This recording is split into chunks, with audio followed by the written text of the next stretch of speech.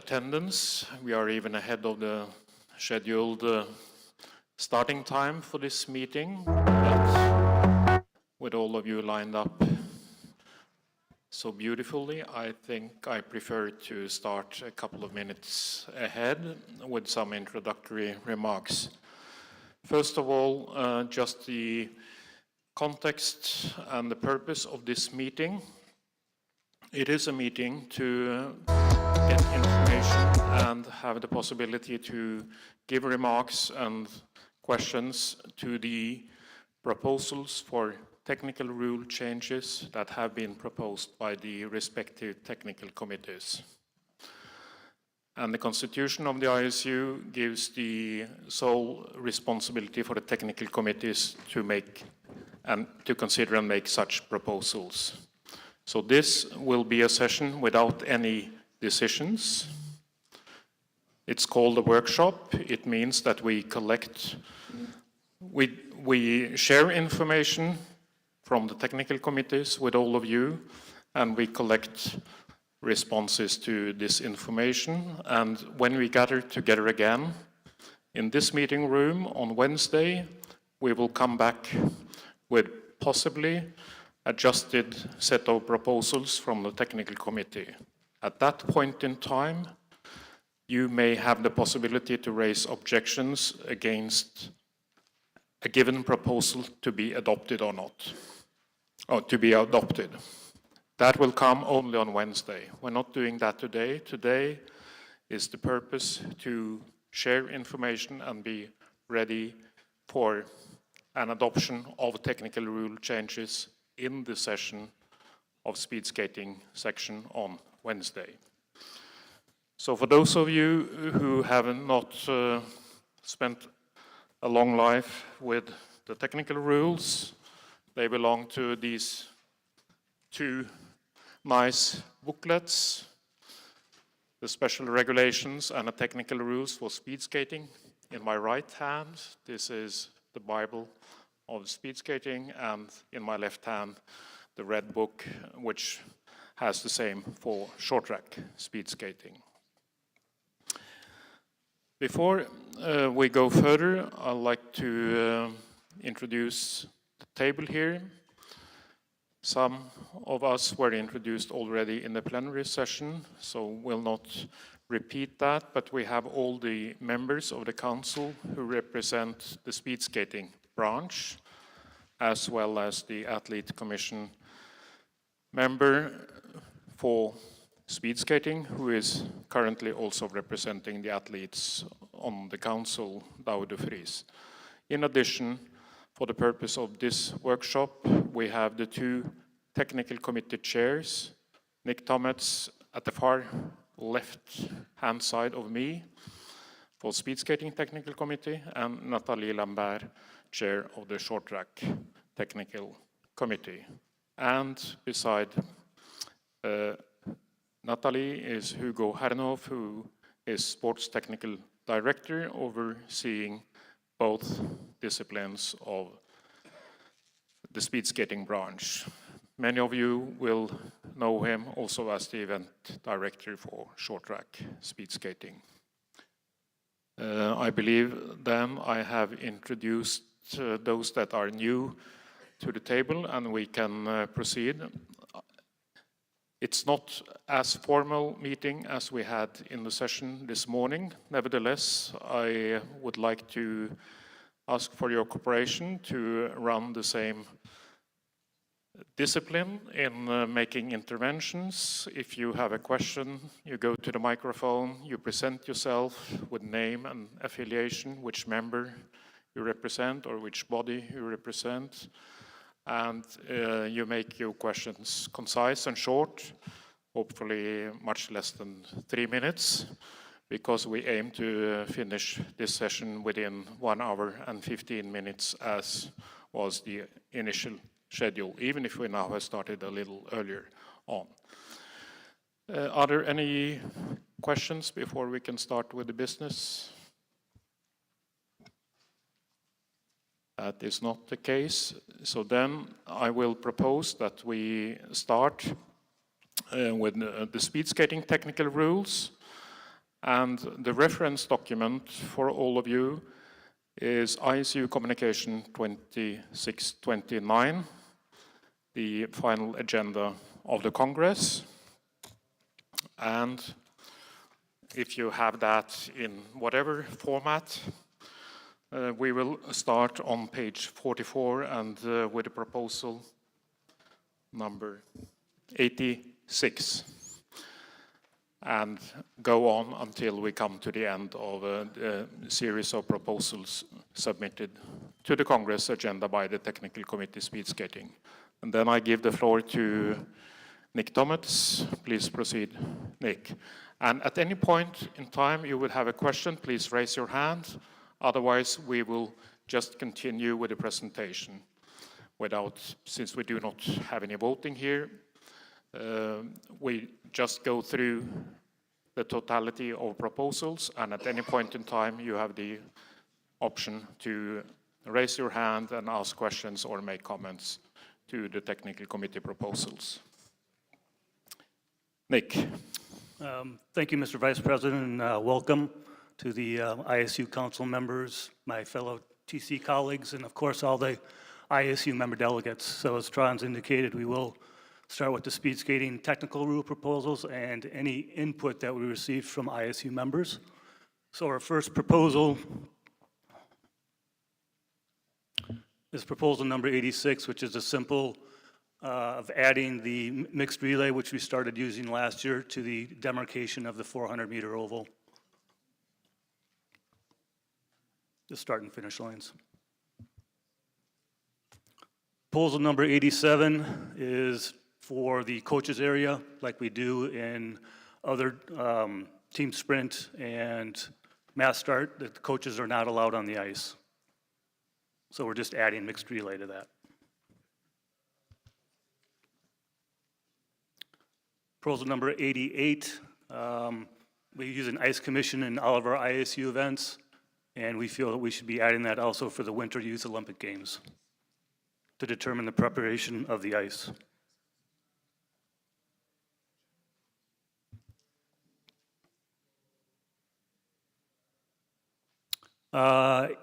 Proposal number 89 is basically to allow anybody from the ISU to conduct a team leaders meeting. It's normally been the referee, but we'd like to have more flexibility, and it can be done in person or online. And we also have the sport expert would also receive all the withdrawals, final entries, etc., so the referee can better focus on the competition itself.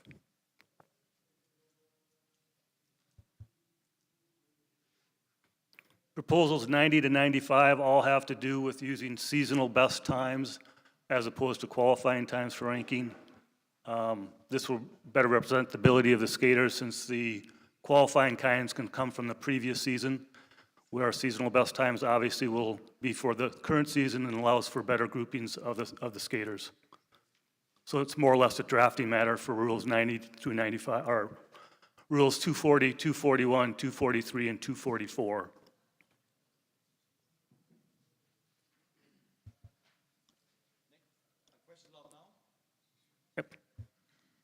Yeah, Christian Breuer, Germany Speed.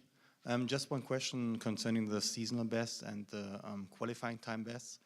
We have seasons where you, let's say, coming from Europe, from standard tracks, and we, for example, take the times from Calgary or Salt Lake, where skaters don't have access to these tracks if they're not in the World Cup circuit, for example.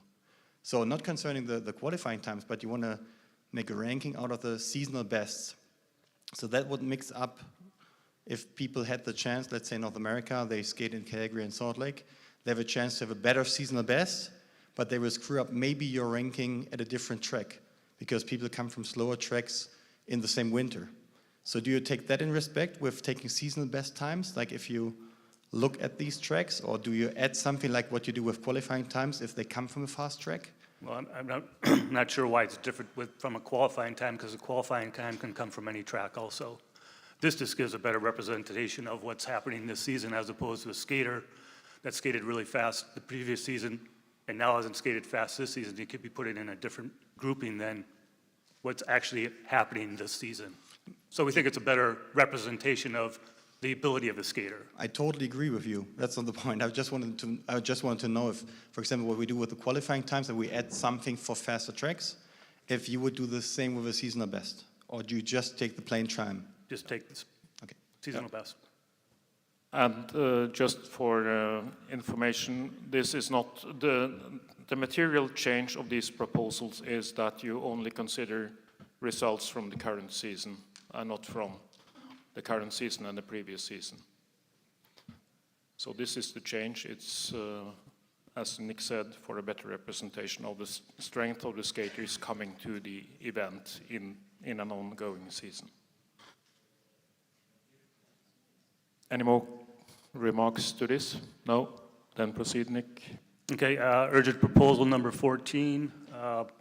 Basically, we just wanted to clarify a DNS did not start. The rules aren't very clear on how you handle a DNS, so we've added some clarification on the consequences for a DNS in a competition over single distances with one award of prizes. Hi there, question from KNSB, the Netherlands, Freek van der Wart, my name is. I know that you want to clarify the DNS, start for 1 day, but how do you handle skaters who could participate in 2 days, in 2 distances in 1 day, only want to have a preferred race on a world single distance on a 10K or on a 1500, which on the same day. How do you handle this if they want to choose to go for a podium or not? Well, this rule is specific to competition over several distances. It's not individual distances. Okay, so then it's clear. Several distances with one award of prizes, so a world sprint or a combined competition is what this is referring to, not for an individual distance in a World Cup. Okay, so then it's clear. Thank you.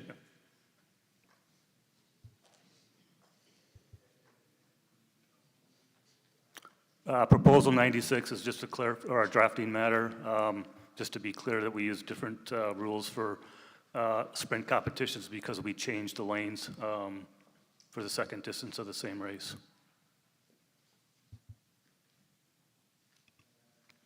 Proposal 97, 98, it's further definition of the independent automatic timekeeping systems, and automatic timekeeping should be mandatory at the Winter Youth Olympic Games.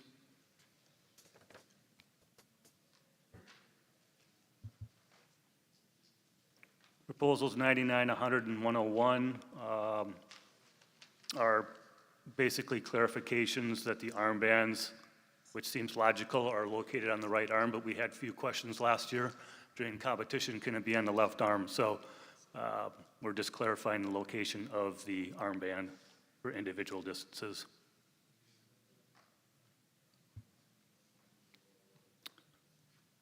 Proposal 102 is that we're no longer requiring numbered armbands. They really haven't been in practice the last couple seasons, so we're no longer requiring them to identify the skaters.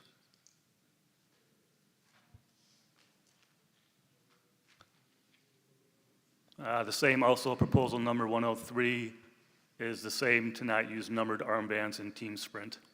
We find that it's unnecessary. And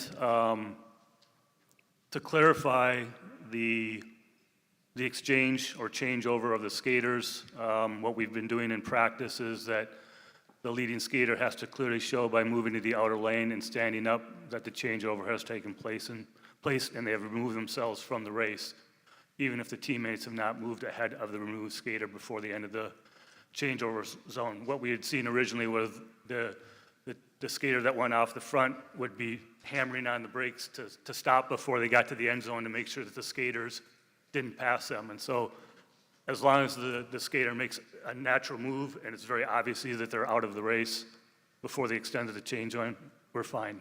So it's been in practice the last couple seasons. Proposal number 104, this has to do with the mixed relay. Just clarifying where we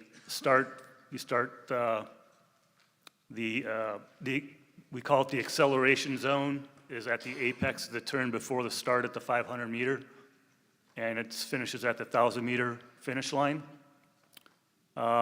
We've also changed in that we allow the skater that is going to do the exchange, if they touch each other before the exchange zone, it's okay, but they cannot do the actual release, or the relay has to happen within the exchange zone. We had a couple of situations last year where it was very close that the skaters were touching before the exchange zone, but we think that that's okay as long as the actual exchange happens in the exchange zone. I got two questions about this, because you already mentioned it's close to the 50-meter starting line, 50-meter line. So why do you choose of continuing that line? And if there are skaters struggling to make that line, to make the exchange, why is it then also impossible to change your lane when it's not allowed, when there are people hammering on the brakes? So that's, we think it's a little bit contradicting within the proposal. I'm not sure what your first part, I don't understand what you were asking. So why are you setting the exchange zone with a limit on the 1,000-meter finish line instead of the 500-meter finish line, which gives you more opportunity to make the exchange, the whole straight, and there are not people hammering on the brakes to make that line, which creates more safety during the exchange and not changing your lane as stated in the last sentence? Well, we started out with doing the whole 100 meters, and we found that it was really not necessary. If you look at short track, how small their exchange zone is in comparison to 50 meters is quite a bit different. I think what it is the skaters learning how to skate the race. More than anything, when it's new, they have to learn how to do the exchange within the exchange zone, and we think that 50 meters is adequate to be able to do that. And I think, like I said, once skaters learn how to do the race and they practice it more, I think it will not be any issue. Yeah, so why limit it and not make an optimal exchange for skaters and not force them to hammer on the brakes and make it more safe for the skaters? That's our point. We don't really see any evidence of that from what we were doing in the relays. Okay. That the 50 meters, we had one race, the very first race, where someone missed the exchange zone and they just came out way too late or too early. So we don't feel that it's a safety issue. Okay. Christian Breuer, Germany Speed. I actually have the same point like the Netherlands about the 50-meter zone. I understand what you just said, but we already had tests of this, like I must honestly say 20 years ago in World Cups, where we tested this, and it was very risky at that time. I understand that they will learn how to change in 50 meters, but coming to the second question, did you think about using, if the exchange does not happen clearly, like it says push, release, touch, to use transponder signals for that, just in case they are unable to touch each other, like passing, that this would be fulfilled by a transponder signal, that the one is ahead of the other? Did you look into that? I'm not sure if I follow you again. If for the exchange, if they touch before if they actually know, if they're unable, because like there are more people on the track, and if there's like somebody blocking the other one, let's say, you know, that this is possible to use the transponder signal in case that they can't push or touch somebody of their own team. That's what I mean. No, we haven't considered that. Okay. No. And I think, Christian, the other thing too is the skaters learning how to do the race is also where they come out. So for example, the leading team should come out on the far end of the rink, the far side of the rink, and then, so I think it's, again, it's a learning process. I understand. Yep.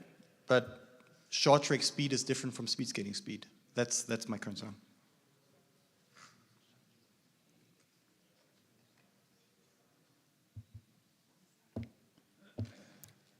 Okay, questions have been recorded and responded to. Can we proceed? Proposal number 105 has to do with the mass start in the first lap. We're just allowing that we can use a distinctive sound anywhere in the first lap instead of it having to wait for a first lap. So, and then to try to make sure that the groups that are not in the leading group also have notified when there's a sprint lap and the last lap of the race. And clarification for, again, the skaters that they need to abandon the race when they're lapped, overtaken, and go to the appropriate part on the track.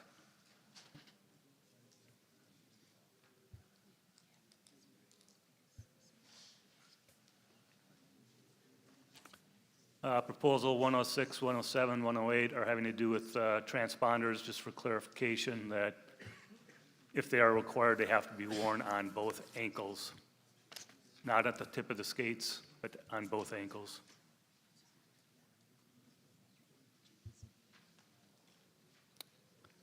Proposal 109,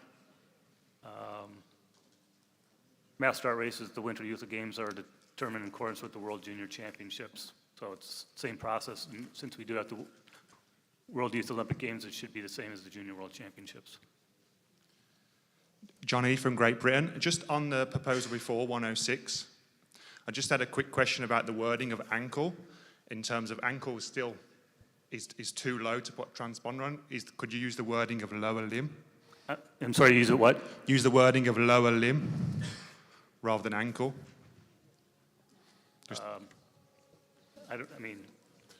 What do you classify, just the lower limb, below the knee? Yeah, I mean, obviously skaters are going to put it in that place anyway, but in terms of the wording, the word of ankle is still part of the, almost in the boot. Susan Sandvig, US Speed. I think it has to say ankle because we had skaters that were putting it in their skate, taking it off the thing, and the timing did not like that, but they were taking it off the strap and putting it in their skate. Yeah, that's why we've used it. It has to be on both ankles, not, it can't be in the skate. So.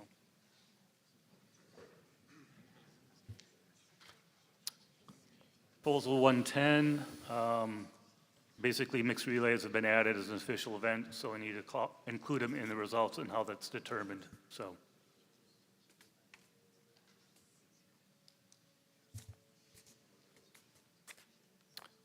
This has to do with, similar to what short track has, is using a yellow card for more severe infractions. And in the proposal right now, separate from short track, we do not have a red card. So in the proposal, it still had a red card that was underlined, so that needs to be deleted. And we would still like to have the referee warning as kind of an in-between, if it's a disqualification or a yellow card, but also have a referee warning that we could do something to warn a skater as opposed to going to a DQ or a yellow card.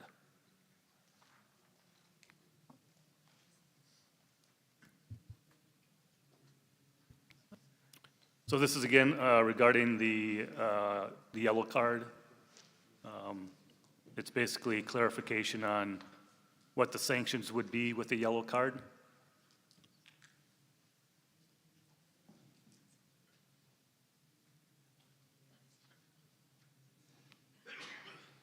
Again, 113 and 114 are having to do with transponders on both ankles. So for clarification.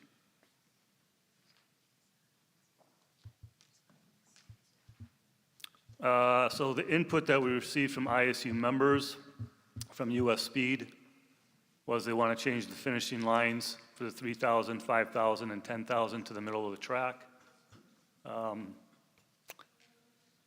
It's an interesting proposal. We're not in favor of it at this time, the SSTC, just because we feel it takes more time to figure out what the actual implications are for making such a change between venues, timing and results, all those types of things, and we haven't had an opportunity to really dig into it to see how it might impact that. When I had the coaches meeting at the end of the season, I'll say there was very little support for this proposal, but it's certainly something that we can continue to look at in the future. And obviously, it's something that couldn't be implemented before the 2026 games because the starting lines have already been established. So it would have to be a proposal later on.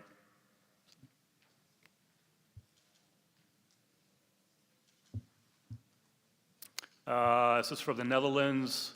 They want the team leaders to be able to appeal the ice preparation schedule.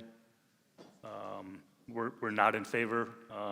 It can certainly lengthen the overall race program. We've been working harder and harder to try to come up with schedules where we have less ice cleaning, and I think we've been very consistent the last couple of years using the same amount of time, and it seems that we've been meeting the needs of all the parties. So we feel like we've gotten to a good point of where we have the ice cleanings that are adequate.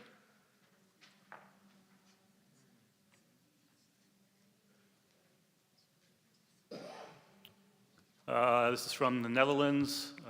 This is similar, not similar, but kind of similar to ours, where they want to use qualifying times for seating purposes. We've looked into this and we've reviewed it, and we feel that our proposal number 92 is a more clear wording than this, and using seasonal best times as opposed to qualifying times.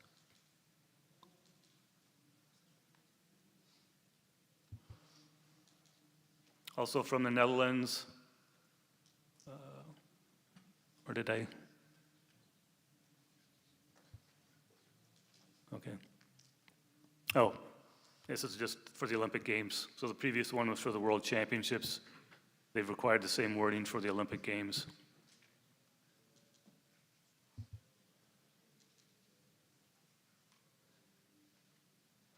And Canada Speed, they would like to have it during, if a non-medical withdrawal is submitted, that if it's within 90 or 60 minutes, that skater would not be available or eligible to skate in another distance that day. This is more applicable to the World Cup, for example. And our response is that we can include this in the World Cup communication for the upcoming season, and we'll consider a general rule change in 2026.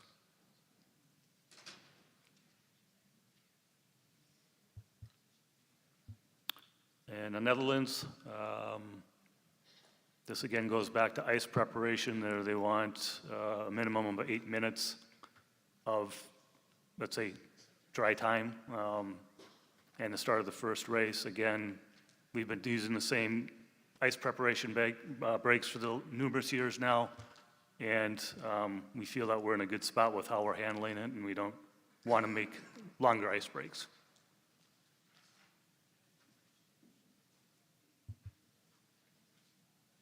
Also from the Netherlands, we're not in favor of this input. This is having to do with the second corner, let's say in the 1,000 meters, that you can basically do an early crossing. We had no disqualifications this past season, and it's, I think, makes it very difficult also for a referee to have to determine what happened in the race, to determine was it an okay? Is it acceptable to do an early crossing, which the rules say no, of course, but we're seeing that the skaters are respecting the current rule, and we didn't have any disqualifications this past season, so we don't think we need to make that change.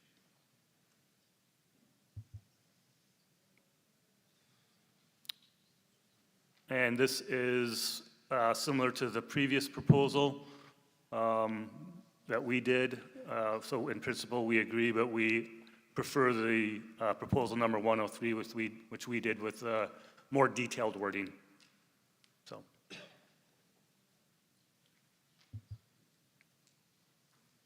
Also from the Netherlands, we're not in favor of this. We think that the current wording is adequate.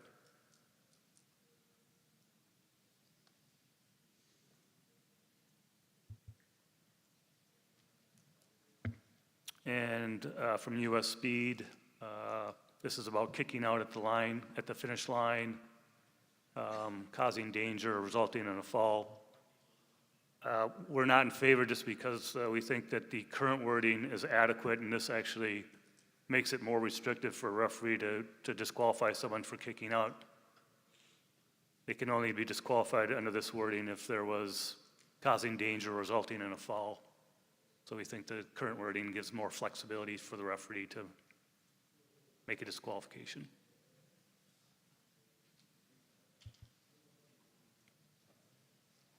And US Speed also introduced the yellow card. We're not in favor of this because it includes a red card, which we feel that we need to look further into the implementation of the red card. That's why we removed it from our proposal.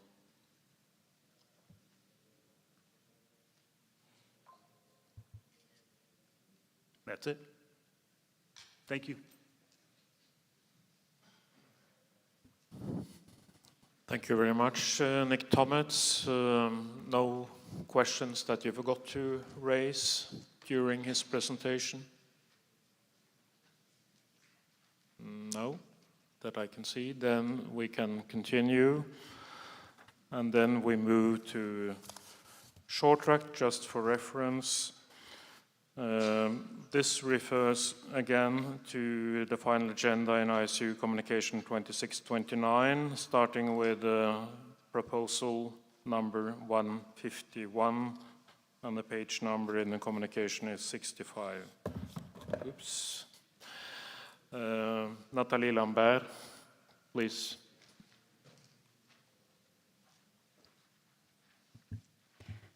Thank you, Mr. Vice President. Good afternoon, everyone. I'm very happy to have the opportunity to talk about the technical rule and the work that we have been doing. So in my report, I will, so for the technical rule, we have 25 proposals. 3 proposals are drafting matters, 11 proposals are improvement for clarifications, and the rest are real proposal, complete proposal for change. And the TC received 3 suggestions for proposal from ISU members. 3 of those were included with amendments as part of the TC proposal. Between the Congress 2022 and the Congress 2024, the TC, right after the Congress during the summer 2022, created an advisory working group during that summer to help improve the guidance to the racing rule with coaches, team leaders, referee, the athletes representative for short track, and more expert. The TC also hosted 4 meetings with coaches and team leaders to discuss and get feedback on main changes and proposal. Also hosted 2 workshops with ISU officials to discuss and get feedback on main changes and proposal. And the TC chair got the opportunity to talk directly with the skaters at the occasion of the skaters meeting organized in the last month of March by the Athletes Commission representative, Victor Knopf. Many of the main proposed change in the technical rules are based on the conclusion from the advisory working group. The goal of the work was to come with solution on the following: reduce the overall number of long video review, which was a request from this room and also that came out of the Forum 2023 shortly after. Reduce the overall number of penalties and make referees' decision better understood by the skating community and also the fan. These are the people that volunteer their time to assist us in doing this work. So we had representative of referees, senior referee. We have some coaches that are quite senior at ISU event from various countries. As I said, we had the Athletes Commission representative. We also were fortunate to have a FIFA referee and video specialist, Caroline Chenard, who's also a former short track skater. Of course, the TC member and our sports technical director contributed to the work. We also went broader. We included people from the media team, some analysts, some commentators, and some ISU staff people to assist us with this, and our vice president. So overall, the guidance on the racing rule that was produced in 2018 and improved over time to support and assist the referee in their decision-making, the conclusion was that it was good and no major changes were necessary. But to improve on consistency and achieve the goal of less long review and less decisions that are not understood, the referee should apply a slightly higher threshold on what is worthy of a review and a sanction. The concept of clear and obvious for race situations, which is now part of some proposal that you have in front of you, came from that working group based on input from the FIFA referee in the group. So when applied to short track, when making a decision to give a sanction or deciding to review a race situation, the referee should use two core principles in their judgment. The action that they have seen live or through the video review must be clear and it must be obvious. If a race situation is not clear and obvious after reviewing it at both regular speed and slow motion, the referee will either decide that there was a review and no call, or decide that it's not possible to determine which of the two or more skaters did something more wrong and give shared responsibility to the skaters involved. The consequence, the impact on the race of the action must also be clear and obvious. So for example, an incident that can have a significant impact on the outcome of the race in the last lap of a relay maybe doesn't have a significant impact if the same situation is happening with 43 laps to go. The referee must also take this into consideration. For example, for that purpose, it is generally considered by the referee that an action have potential to have a significant impact on the race if there is a fall, no matter at what time during the race this happens, if there is a big loss of speed, and if there is a loss of one or more position. Race situations that have absolutely no consequences on the result of the race being won on its merit do not need to be reviewed. So these main conclusions were shared and discussed in the fall of 2022 with our ISU referee and the W International referees, also with the coaches and team leaders, and further feedback was collected from coaches and team leaders at the beginning and at the end of season 22-23. So the rule proposal for the agenda of this Congress were prepared following the input from referee and official, and also from the input of coaches and team leaders. And we also had, as I mentioned, the opportunity to directly hear from the skater during the recent World Championship in Rotterdam. And the overall feedback on our recent initiative was very positive. Participating in that session was close to 50 or a little over 50% in person in the room, but we also had more than that skaters that were following this online. And so to us, the skaters voiced clearly, and also to our president and director general that were present to meet the athletes, that they want less penalty and that they want the referee to let the skaters race more. They also voiced clearly that they support the concept of clear and obvious and of shared responsibility, and they voiced clearly that they want less very long reviews where they have to wait and wait for decisions. So in conclusion, we're thankful that there was a deep involvement from the group of coaches, team leaders, and referee in assisting the preparation of the proposal from the Short Track Technical Committee for the technical rule and also for the special regulations. These proposals are the results of a great collaboration and regular exchanges. So the first proposal that you have on the special regulation relates to the index, to basically restructuring the book. I just want to point out that there are nothing that will be moving from the special regulation down to the technical rule, but we do have a few portion of some rules that will be moving out from the technical rule into the special regulation where you have more control over. So there's nothing coming down, but there's a few parts that will be coming up. If you've looked at the index carefully, you might have noticed that already. So for the technical rule, the proposal 151 is, just like in speed skating, we've introduced in a lot of our rules the addition of the Winter Youth Olympic Game. So 151 relates to that. 152 relates to changing the deadline to replace a skater with a substitute before the first round. So currently it is 15 minutes, so the team have up until 15 minutes before a race to make a change, and the proposal is to move it to 30 minutes. Australia had the same proposal recommended to us. They wanted 40 minutes, but the TC believed that 30 minutes will be sufficient for the competitor steward to be able to do their work properly and make the change also in the seating, but most importantly for the skaters and the teams to be aware that there was a change in the races. Proposal 153 is drafting matter to adapt. We do have a new online registration system, so basically it just brings it to the technical rule. Proposal 154 is clarification for international competition, still using an overall format to award prizes. So we just basically changed the order of what's in these rules.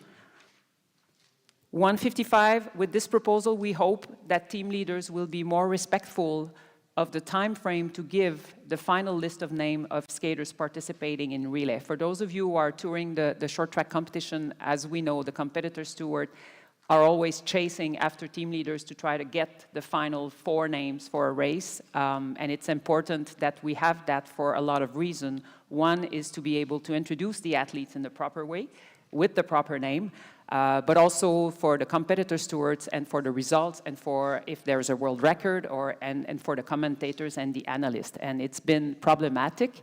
We hope that this is the first step towards making team leaders acting a little bit more responsibly.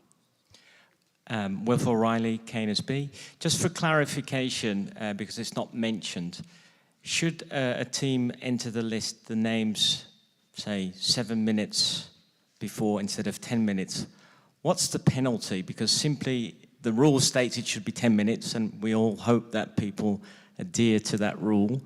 But in the event that somebody decides it's 5 minutes, is there a penalty or is there a warning? I think we need to take that into consideration. That's just a suggestion. Yeah, at this moment, there is no penalty. This is the first step. Probably in 2 years, maybe the rule will be a little stricter. As you know, Willie, I think penalty and sanction comes in the Constitution and the special regulation, so the work will be done maybe next year. But at this moment, it has no consequence. Okay. Proposal 156 is the introduction of the Junior World Cup in the rule book.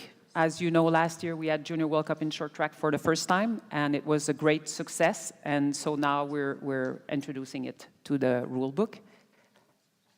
Proposal 157, this one it relates to the seeding list so that we now would be using the seeding list for the starting order of the race instead of doing a draw like in the past.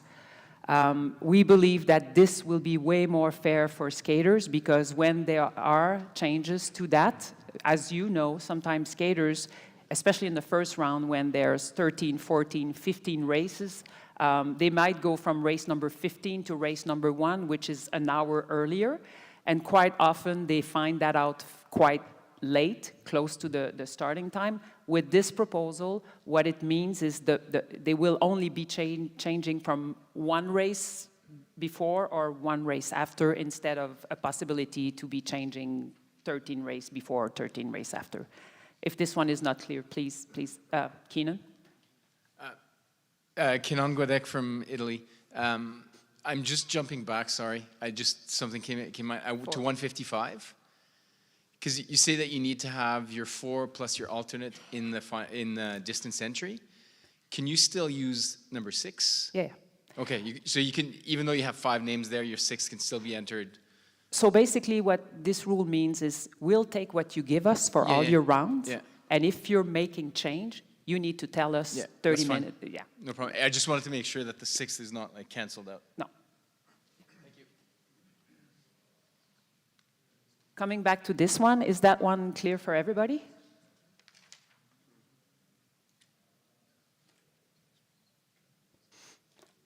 Proposal 158, again, relates to the introduction of the Junior World Cup and the Winter Youth Olympic Game, and also the removal of a special classification for the regional championships, which are the European Championships and the 4 continents. So basically what it means is we're going to keep the classification and just put the country in order in their region, instead of reattributing different points which led to sometimes a different seeding than the classification. So this is simpler.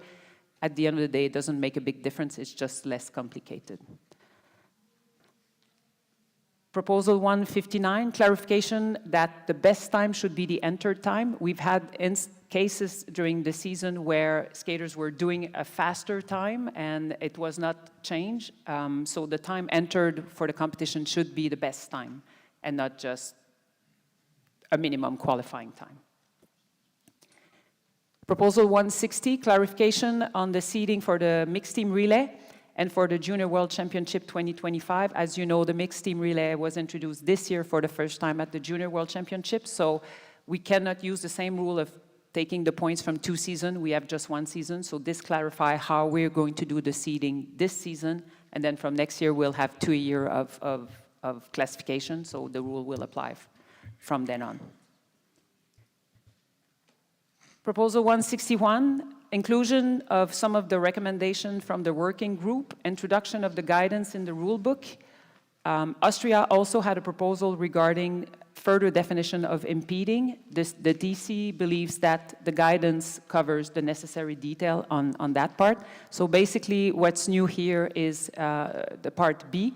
Breaches of the racing rule are considered as given if the facts are clear and obvious, and no shared responsibility is to be established.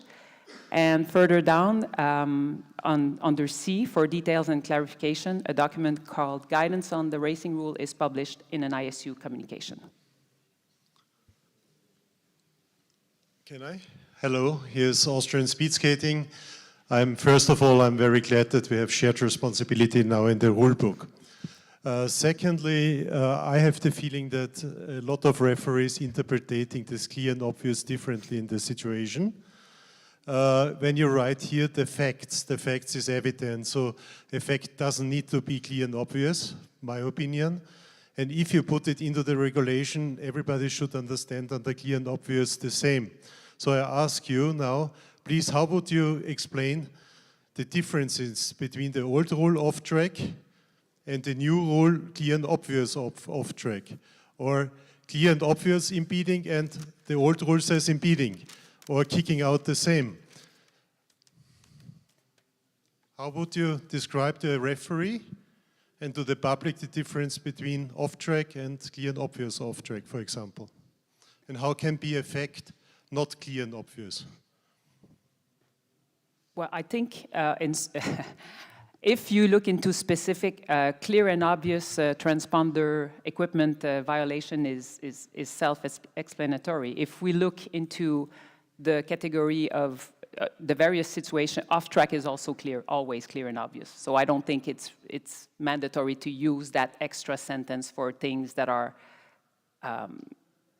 under those particular ones. But I think it becomes a little bit more usable when we have situation where you have 2, 3, sometimes 4 skaters doing things at the same time. Sometimes you have a collision between skaters and the referees are reviewing it in slow motion from various angles, and it's not so easy in the time that they are given to see who made the move, for example, and what created the collision between 2 skaters. So in those situations, when it's not clear, is it an arm, is it a leg, and when they review it and they cannot come to a clear conclusion, then the decision should be that it's not the penalty, if they cannot prove the penalty. I don't know if I'm answering your question. No, but you use it together with fact, that the fact is evident. So there is no discussion. I'm sorry, I cannot hear you. Sorry. I just wonder a little bit about this clear and obvious, because it's in this sentence, I think, not necessary. You have a fact, this is evident for everybody. So to put additional clear and obvious is actually, as you described, you could not really explain it. A fact is a fact, so, and I hope all referees also in long track decide upon facts. And so this is my personal opinion, this clear and obvious, just confuse everybody. Just put it back to the old rules. Impeding is impeding, off track is off track, and kicking out is kicking out. Furthermore, I see that here in this, under C, you say the details and clarifications. I think, yes, we start already with clarifications in the regulation. is maybe also not a good sign. So what I say, I think the necessity of a good regulation is that it's very simple to understand. I think the President also pointed out today, regulation should be very simple and everybody should recognize the situation as infringement. I agree totally. But if we handle with clear and obvious and with shared responsibility and minor impact of the race, minor effective, there's a lot of undefined legal words and terms what we are using. So it is up to the referee how he interprets the situation. So we have a lot of subjective points in it. The old regulation was just black and white. So the general regulation was in the most sporting and in the most fair, honest way, and it must be safe. And everything what is infringing this or has a violation of this was infringement. Now we deal with clear and obvious, with shared responsibility. So it is very difficult, I think, to make a quick situation. You have to check as referee a lot of items to come to the right conclusion. So in earlier times it was impeding or not impeding, or both impeding, and that's it. As my personal opinion is, this is not so clear as the old regulation, but the majority will decide, the Congress. Thank you. Thank you, Herman Filipic. You're saying it's not clear and obvious. I believe a lot of even bigger sports than short track speed skating has this terminology comes from football, from soccer, which is filled up with situations. They have a rule book much thicker than we have, but even they need to have assistance in actually review. Sorry, Herman. Very short, because I know soccer is using this clear and obvious as an error. So the referee make a decision. It comes, the VAR says, stop, stop, we have a clear and obvious error, not the situation. The error is clear and obvious, so a falsification. And then the referee comes back and say, check again, okay, the VAR was right. Then he changes his decision, otherwise he confirms his decision. So it is used not in the combination with the situation, it is used in combination with the error. Okay, it's not only used in the case of VAR or VAR. So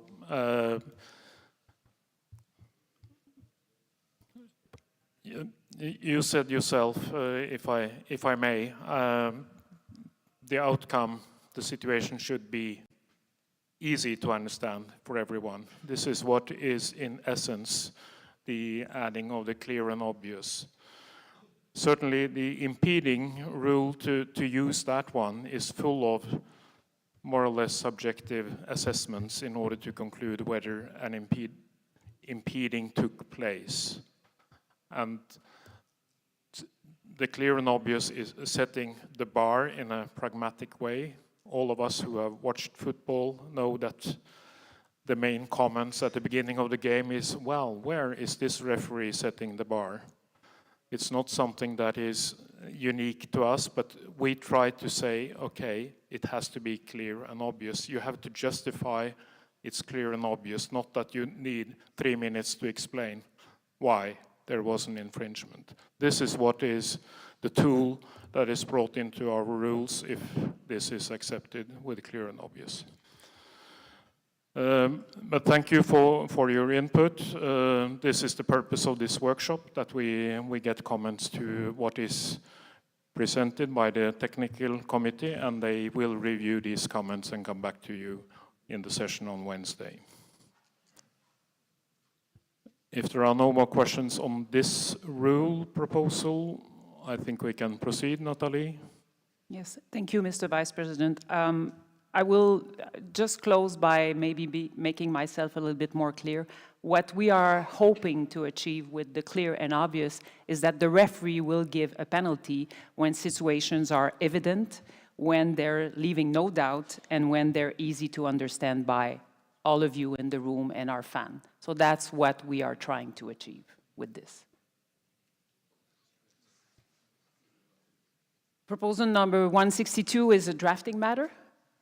163 is small clarification change on how exchanges in relay should be done. This proposal was also inspired by input received from Canada. The next 5 proposals, 164, 165, 66, 67, and 68, are to clarify exchange in mixed relay, especially relating to exchanges between gender. We have seen in the past 2 years referee understanding a different interpretation of the rule and sometimes giving a penalty for a situation, and so one referee did give a penalty and another one didn't. So we just want to make it more clear and also more fair for a situation where it's really hard for a team to actually, for example, in the last exchange before the last 2 laps, if a man falls in that corner, it's really hard for the other man to actually go get the relay. So we're just making it so that it's more fair for the teams, especially in situations when there are falls.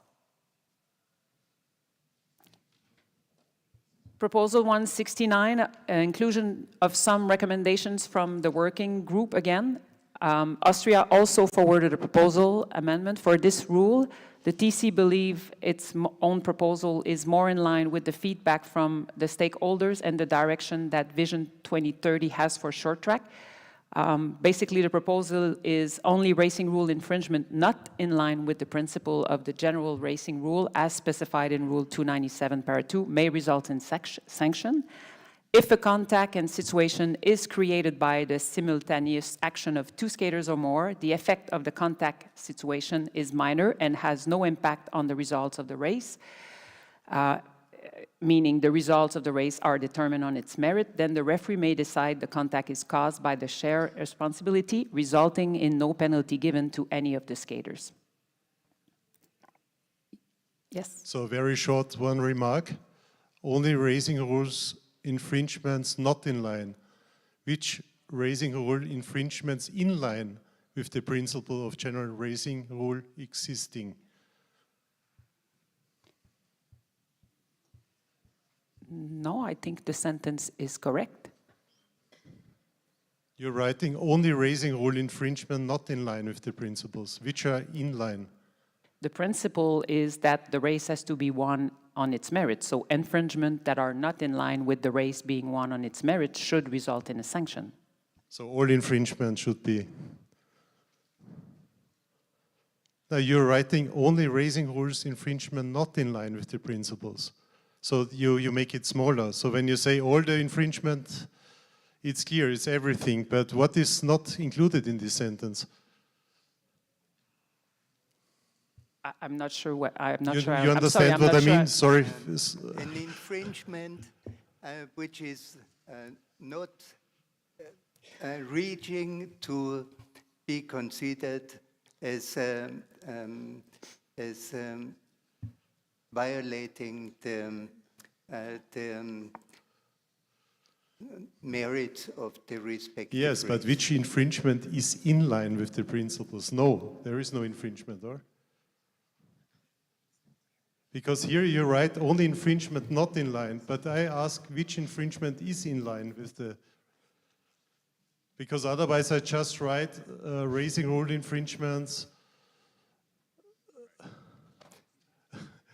may get a penalty or must get. Not every infringement is to be considered as resulting in a sanction. Okay, That's what is and said. which one? Which one is not considered to be? A small I contact. just told you, the one which has not an influence on the merits of the race. So this relates actually to the shared responsibility case. For example, So the shared responsibility case is infringement, but not given. for example. Okay, this just want to ask. Yeah. The next point is the shared responsibility. You have the contact in the situation at the same time, when I understand correctly. So at the same time, for example, 2 relay teams make an off-track. This is actually included in this sentence, and the same also for kicking out on the finish line. If 2 or 3 or 4 skaters jumping over the finish line and they make kicking out, obviously, they are actually also in this case, in this sentence included? Because they do it in the same time. The situation is the same, has no impact, has a minor effect on the result. That's not what this proposal means at all. That's not what shared But responsibility maybe is. we It's have time. described at length in the guidance, but basically, I will give you a clear example. If I'm pushing with my right skate and Hugo is pushing with his left skate and our blades collide, we did the same action at the same time, and it created a contact, and maybe one of us fell, maybe two of us fell. It's a shared I responsibility. meant the kicking out doesn't mean you need a contact. It's just a situation of kicking out. Two people doing something at the same time is not a shared responsibility. If I'm doing a kicking out and he's 1 meter from me and he's doing a kicking out, it no longer becomes a Okay, it's- so we're the talking contact is combined with situation. So it must be a contact situation. Maybe it's better to, because I think this, like it's written here, it's contact or situation. Well, there's other situations that are happening sometime that are also shared responsibility. Without contact. No, without contact, probably not.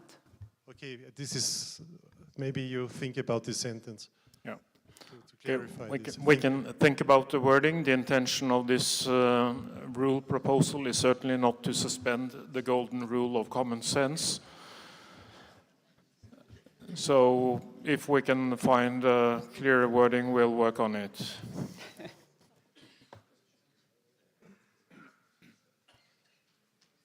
$170 is drafting matter.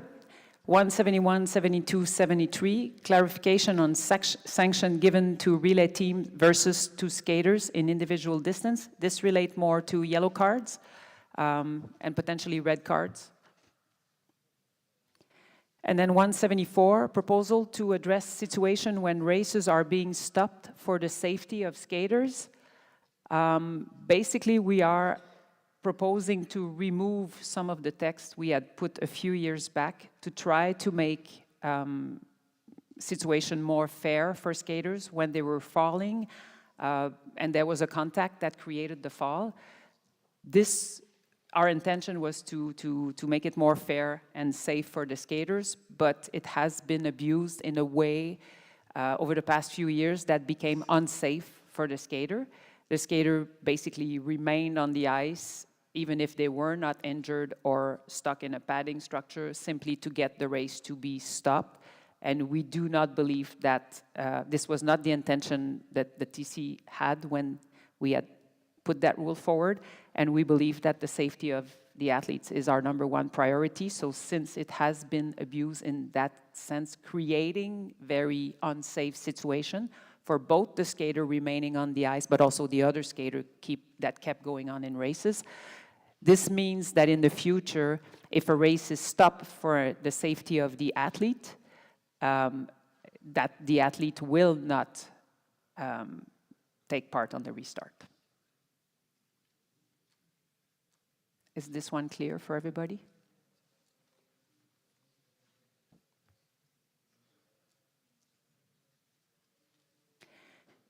And then 175, finalizing the rule for the events using basically the zero false start has been fully integrated. So we have kept the rule for the zero false start, finalized it, and also separated it for competition that will still be using a tolerance of 1 false start. But we have also introduced the clear and obvious concept for the starting procedure and the new paragraph F. If one of the skaters break from its mark, thereby causing another skaters to follow him, only the skater at fault shall be assessed a false start. This was also, Canada also had a recommendation for a rule proposal. We didn't use the exact text of Canada, but the same intention with this proposal.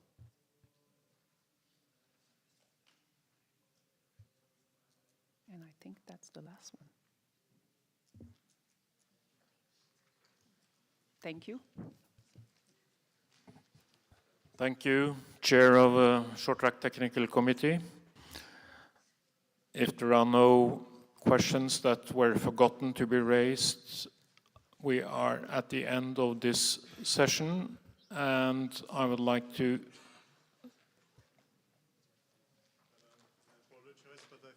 least one proposal from Austria concerning 280, the infringement report. 280? That's in this- 280 so far, but my mobile is now off. I think it's 280. If it's 280, it belongs to the special And regulations. we go, okay, thank you. Yeah. Then it's clear. Thank you very much. Thank you, Herman. And thank you all for your attention and the cooperation. And I would like to have your agreement that when we come to the section meeting, we do not repeat these, even if the Congress agenda, according to the current constitution, says that we shall actually have the same type of presentations when we come to the section meeting. So I'd like to have your agreement that we can proceed and then only address any amendments that the technical committee might consider following the meeting we had today. Is that agreed? Thank you very much and enjoy the longer afternoon.